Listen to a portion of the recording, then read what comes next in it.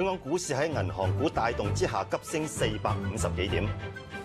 政府公布11.5行動綱領，建議喺香港開設人民幣期貨同期權市場。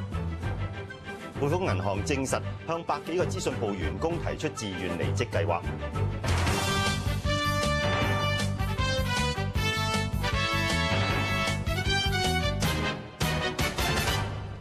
歡迎收睇亞視6點鐘新聞，我係梁家榮，我係盧偉琪。新聞嘅詳細內容，先講股市。承接外圍嘅升勢，本港股市急升超過450點，重上2萬點。咁以點數計咧，係01年4月以嚟嘅最大升幅。盧偉琪。係啊，咁市場咧憧憬本港可以發行人民幣債券，咁同埋二手物業市道亦都有改善嘅，刺激銀行同地產股都受到追捧。詳情交俾陳愛欣講下。